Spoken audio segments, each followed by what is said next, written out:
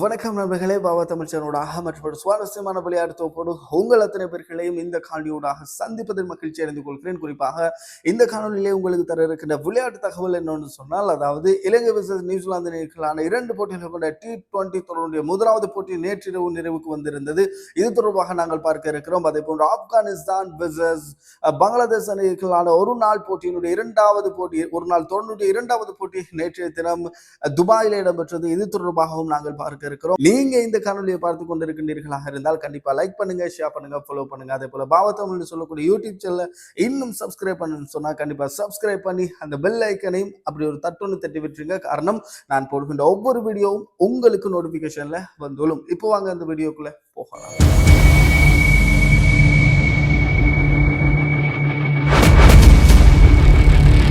குறிப்பாக நாங்கள் பார்த்தோமாக இருந்தால் இலங்கை வெர்சஸ் நியூசிலாந்து அணிகளான 2 போட்டிகளை கொண்ட T20 தொடர் முதலாவது போட்டி நேற்றிரவு இடம்பெற்றது. இரண்டாவது போட்டி இன்றைய தினம் இரவு இடம்பெற இருக்கின்றது. அணியினுடைய மாற்றம் தொடர்பாகவெல்லாம் நாங்கள் பார்க்க இருக்கிறோம். அதுக்கு முன்பதாக நேற்றைய தினம் இடம்பெற்ற போட்டி தொடர்பாக நாங்கள் பார்த்தோமாக இருந்தால் நேற்றைய தினம் இரவு இந்த போட்டி இடம்பெற்றது. இந்த போட்டி ரசிகர்கள் பெரிதாக வரவில்லை.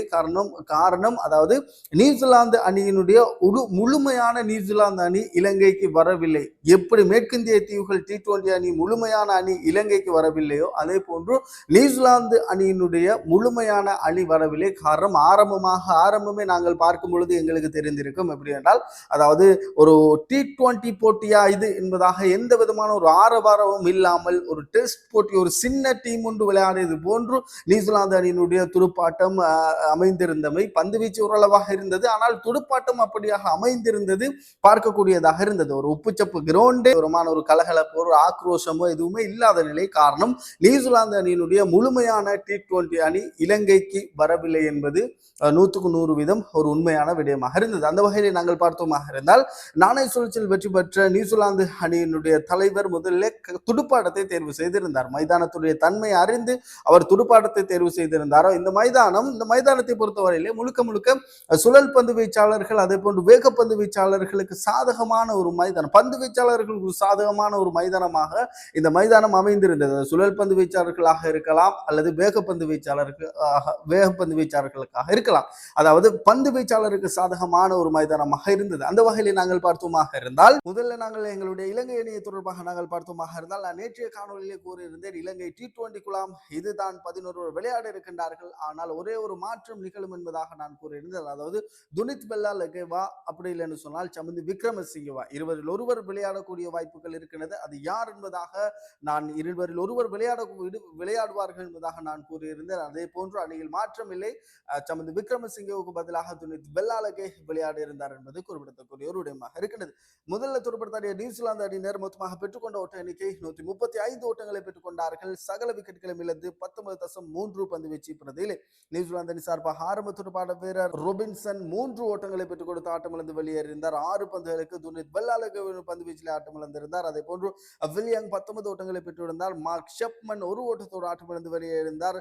பிலிப்ஸ் 13 பந்துகளுக்கு 13 ஓட்டங்களை பெற்றுக் கொடுத்திருந்தார், ஒரு 4 ஓட்டம் மடங்களாக. அதே போன்று மிச்சல் 27 ஓட்டங்களை பெற்றுக் கொடுத்திருந்தார். அவர் மாத்திரமே அதிகபட்ச ஓட்ட எண்ணிக்கையாக பெற்றுக் கொடுத்திருந்தார். 24 பந்துகளுக்கு 4 ஓட்டம், ஒரு 6 ஓட்டம் மடங்களாக. அதே போன்று எந்த விதமான ஓட்டமும் பெறாமல் ஆட்டமிழந்து வெளியேறியிருந்தார். அதே போன்று ஜோஸ் 3 ஓட்டங்களோடு வெளியேறியிருந்தார். மிச்சல் சாண்டர் அணியினுடைய தலைவர் 16 ஓட்டங்களை பெற்றுக் கொடுத்திருந்தார், 4 ஓட்ட மடங்களாக. அதே போன்று ஜக்கரி மிச்சலும் சேர்ந்துதான் இவர்கள் இருவருமே 27 ஓட்டங்களை பெற்றுக் கொடுத்திருந்தார்கள். மற்றவர்கள் யாருமே பெரிதாக பிரகாசிக்கவில்லை. இவர் ஜக்கரி 27 ஓட்டங்களை பெற்றுக் கொடுத்திருந்தார். 16 பந்துகளுக்கு 4 ஓட்டம் மடங்களாக என்பது குறிப்பிடத்தக்கூடிய ஒரு இடமாக இருந்தது. மொத்தமாக நியூசிலாந்து அணியினர் பெற்றுக்கொண்ட ஓட்ட எண்ணிக்கை 135 ஓட்டங்களை பெற்றுக் கொண்டார்கள். சகல விக்கெட்டுகளும் இழந்து 19.3 பந்து வீச்சு பிரதியில் இலங்கையினுடைய பந்து வீச்சு பிரதியை நாங்கள் பார்த்தோமாக இருந்தால், அதாவது இலங்கையினுடைய தலைவர் மிகச்சிறப்பான முறையிலே யாருக்கு எந்த சந்தர்ப்பத்தில் பந்துகளை கொடுக்க வேண்டும் என்பதாக கச்சிதமாக பந்துகளை கொடுத்திருந்தார். குறிப்பாக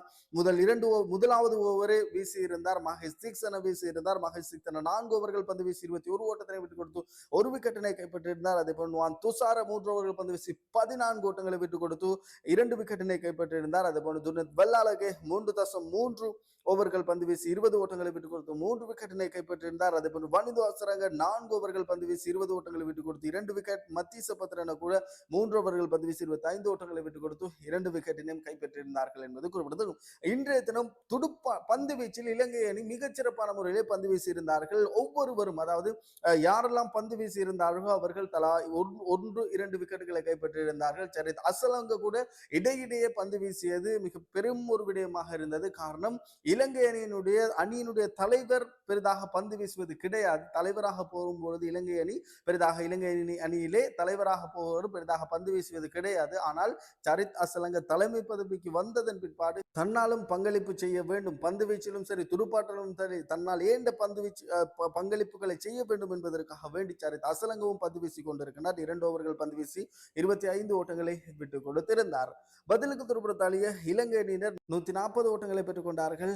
6 விக்கெட்டுகளை இழந்து 19 ஓவர்கள் நிறைவுக்கு வந்த நிலையில் இலங்கை அணி சார்பாக நாங்கள் பார்த்தோமாக இருந்தால் ஆரம்ப துடுப்பாட்ட வீரர் பத்தனசிங்க 19 ஓட்டங்களை பெற்றுக் கொடுத்திருந்தார். 14 பந்துகளுக்கு 2, 4 ஓட்டம், ஒரு 6 ஓட்டம் அடங்கலாக. அதேபோன்று குசல் மெண்டிஸ் மெண்டிஸாக எந்த விதமான ஓட்டம் பெறாத நிலையில் 5 பந்துகளை சந்தித்து ஆட்டமிழந்து வெளியேறியிருந்தார். அதே போன்று குசல் பெரேரா 23 ஓட்டங்களை பெற்றுக் கொடுத்திருந்தார். 17 பந்துகளுக்கு 2, 4 ஓட்டம், ஒரு 6 ஓட்டம் அடங்கலாக. குசல் பெரேரா தொடர்பான ஒரு தகவல் ஒன்று இருக்கின்றது. அதாவது இலங்கை அணி சார்பாக T20 போட்டியில் அதிகூடிய ஓட்டங்களை பெற்றுக் கொடுத்த தரவரிசை பட்டியலிலே குசல் பெரேரா முதலாவது இடத்தில் இருக்கின்றார். அதாவது அவர் ஆரம்பத்தில் வரும்பொழுது அவர் ஆரம்ப துடுப்பாட்ட வீரராக பார்ட்னராக இருந்த திலக்கரத்ன டில்ஷான் அதிகூடிய ஓட்டங்களை பெற்ற தரவரிசை பற்றி முதலாவது இடத்தில் இருந்தார். ஆனால் அவரை முந்தி இந்நேற்றைய போட்டியோடு அவரை முந்தி குசல் பெரேரா தற்பொழுது முதலாவது இடத்திலே, அதாவது 1903 ஓட்டங்களை பெற்று முதலாவது இடத்திலே இருக்கின்றார். அந்த தரவரிசை பட்டியலிலே அதுக்கு அடுத்தபடியாக திலக்கரத்ன டில்ஷான் இருக்கின்றார். அதற்கு அடுத்தபடியாக குசல் மெண்டிஸ் இருக்கின்றார். குசல் மெண்டிஸும் டில்ஷானை ஈட்டக்கூடிய T20 போட்டியில் அதிகூடிய ஓட்டங்களை பெற்ற தரவரிசை பட்டியலே வரக்கூடிய வாய்ப்புகள் இருக்கின்றன. பொறுத்திருந்து பார்ப்போம். அதே போன்று கமிந்து மெண்டிஸ் 16 பந்துகளுக்கு 23 ஓட்டங்கள், 4 ஓட்டம் அடங்கலாக. சரித் அசலங்க ஆட்டம் இழக்காமல் 35 ஓட்டங்களை பெற்றுக் கொடுத்திருந்தார். 28 பந்துகளுக்கு ஒரு 4 ஓட்டம், 2, 6 ஓட்டம் அடங்கலாக. பானுக ராஜபக்ச தொடர்ச்சியாக சொதப்பிக் கொண்டிருக்கின்றார். 4 பந்துகளுக்கு 4 ஓட்டம், ஒரு 4 ஓட்டத்தோடு ஆட்டமிழந்து வெளியேறியிருந்தார். பானுக ராஜபக்சவுக்கு வழங்கப்படுகின்ற இடம் பிழையா அல்லது அவரை T20யில் தேர்வு செய்தது பிழையா என்பதாக தெரியாது. காரணம், பானுக ராஜபக்ச தொடர்ச்சியாக சொதப்பிக் கொண்டே இருக்கின்றார். அதே போன்று வனிந்து அசரங்க பொறுப்புணர்ந்து துடுப்படுத்தாடி இருந்தார். 23 பந்துகளுக்கு 22 ஓட்டங்கள், 3, 4 ஓட்டம் அடங்கலாக. அதே போன்று துனித் வெள்ளாளகே 7 பந்துகளுக்கு 11 ஓட்டங்களை பெற்றுக் கொடுத்திருந்தார்.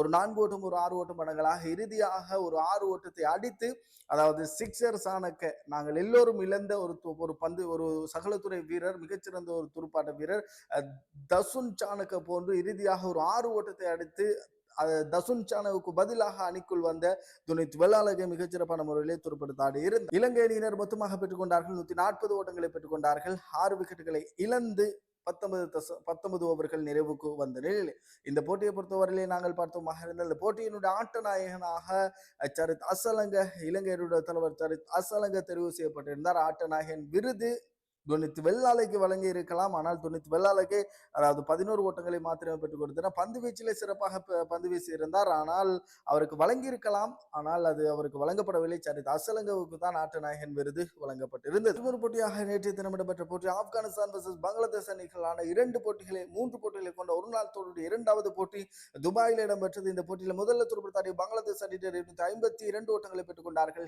7 விக்கெட்டுகளை இழந்து 50 ஓவர்கள் நிறைவுக்கு வந்த நிலையிலே பங்களாதேஷ் அணி சார்பாக நாங்கள் பார்த்தோமாக இருந்தால் தன்சீல் ஹசன் 22 ஓட்டங்களை பெற்றுக் கொடுத்திருந்தார். சோமியா சர்க்கார் 35, நஜிபுல் ஹுசைன் சந்தோ 76 ஓட்டங்களை பெற்றுக் கொடுத்திருந்தார். அணியினுடைய தலைவர் 119 பந்துகளுக்கு 6, 4 ஓட்டம், ஒரு 6 ஓட்டம் அடங்கலாக. அதே போன்று ஹசன் 22 ஓட்டங்களை பெற்றுக் கொடுத்தார். 33 பந்துகளுக்கு. அதே போன்று தௌஹீத் ஹிரிடோய் 11 ஓட்டங்களை பெற்றுக் கொடுத்திருந்தார். 14 பந்துகளுக்கு. அதே போன்று ஜாக்கர் அலி ஆட்டம் இழக்காமல் 37 ஓட்டங்களை பெற்றுக் கொடுத்திருந்தார். 27 பந்துகளுக்கு ஒரு 4 ஓட்டம், 3, 6 ஓட்டம் அடங்கலாக. அதே போன்று நசூம் முகமது 25 ஓட்டங்களை பெற்றுக் கொடுத்திருந்தார். 24 பந்துகளுக்கு ஒரு 4 ஓட்டம் 2 6 ஓட்டம் மடங்களாக மொத்தமாக பங்களாதேஷ் அணியினர் 50 ஓவர்கள் நிறைவுக்கு வந்த நிலையில் 152 ஓட்டங்களை பெற்றுக் கொண்டார்கள் 7 விக்கெட்டுகளை இழந்து.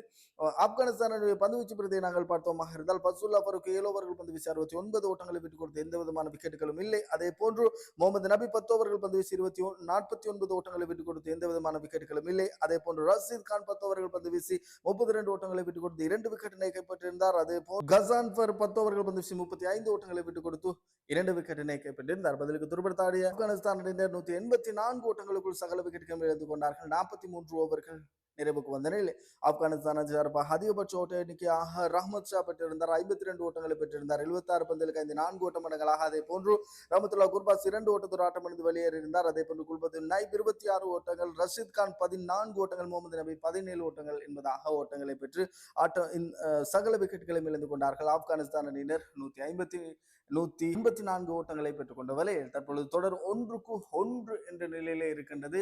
3வது மிருதியமான போட்டி இடம்பெற இருக்கின்றது. அதே போன்று இன்றைய தினம் இடம்பெற இருக்கின்ற போட்டியாக நாங்கள் பார்த்தோமாக இருந்தால் இந்தியா வர்சஸ் சவுத் ஆப்பிரிக்கா அணிக்கலான 2வது T20 போட்டி, அதே போன்று இலங்கை வர்சஸ் நியூசிலாந்து அணிக்கலான 2வது T20 போட்டி, அதே போன்று இங்கிலாந்து வர்சஸ் மேற்கிந்திய தீவுகளுக்கான T20 போட்டி என்பதாக இன்றைய தினம் சுவாரஸ்யமான ஒரு போட்டிகள் இடம்பெற இருக்கின்றன.